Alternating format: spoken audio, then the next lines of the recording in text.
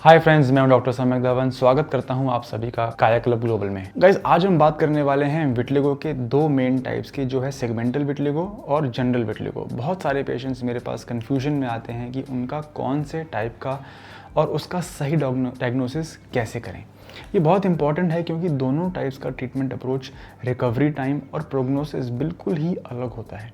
गलत डायग्नोसिस का मतलब है गलत ट्रीटमेंट और टाइम और पैसे की बर्बादी। आज मैं आपको डिटेल्ड कंपैरिजन दूंगा, क्लियर आइडेंटिफिकेशन टिप्स बताऊंगा और प्रॉपर डायग्नोसिस प्रोसेस एक्सप्लेन करूंगा। अगर आपको आपके घर में किसी को विटलिगो है तो ये वीडियो आपके लिए बहुत ज़रूरी है। अगर अभी तक आपने मेरे चैनल को सब्सक्राइब नहीं किया है तो प्लीज़ सब्सक्राइब कर दीजिए, बेल आइकन भी दबा दीजिए ताकि आगे भी ऐसी इम्पॉर्टेंट मेडिकल इन्फॉर्मेशन आपको मिलती रहे।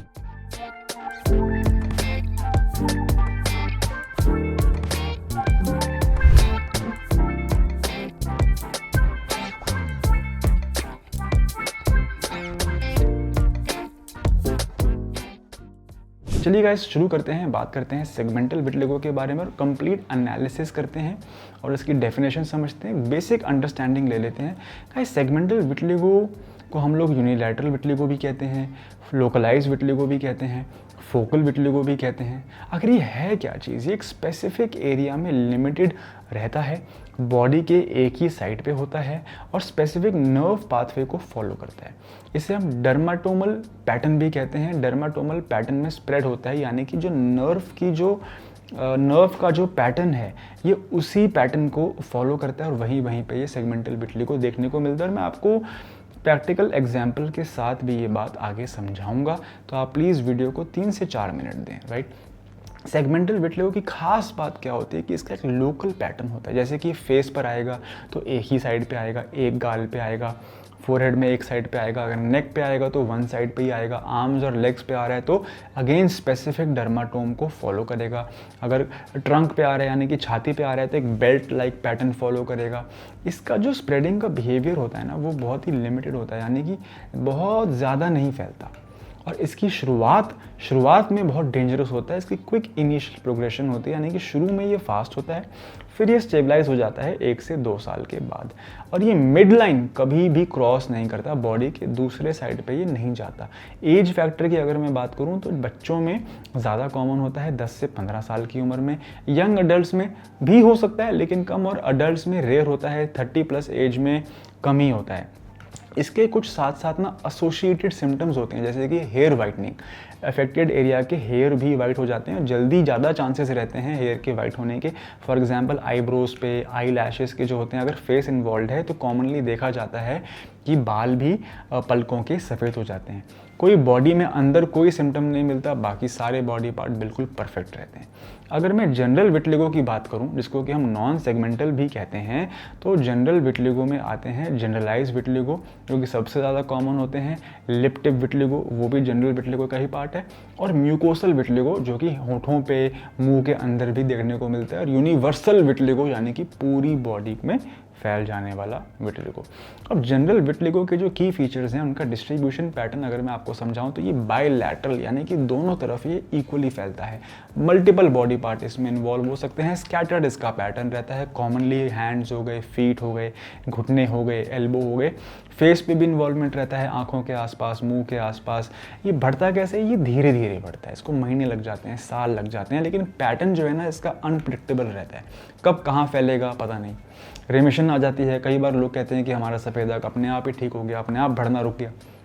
और ये जो है कम्प्लीटली क्योर करना भी कुछ लोगों में बहुत डिफ़िकल्ट हो जाता है, लेकिन अगर वो सही समय पे इलाज नहीं ढूंढते। अगर मैं एज डिस्ट्रीब्यूशन की बात करूं तो ये बच्चों से लेके बड़ों तक किसी भी एज में हो सकता है। 20 से 40 साल की उम्र में इसका ऑनसेट आता है। फैमिली हिस्ट्री की अगर मैं बात करूँ तो जेनेटिक कॉम्पोनेंट डेफिनेटली इसमें स्ट्रांगली प्रेजेंट रहता है। ट्रीटमेंट रिस्पांस की अगर मैं बात करूं तो गाइस, टॉपिकल ट्रीटमेंट दोनों में ही बेटर काम करती है। क्विक रिस्पांस देखने को मिलता है सेगमेंटल विटलिगो में।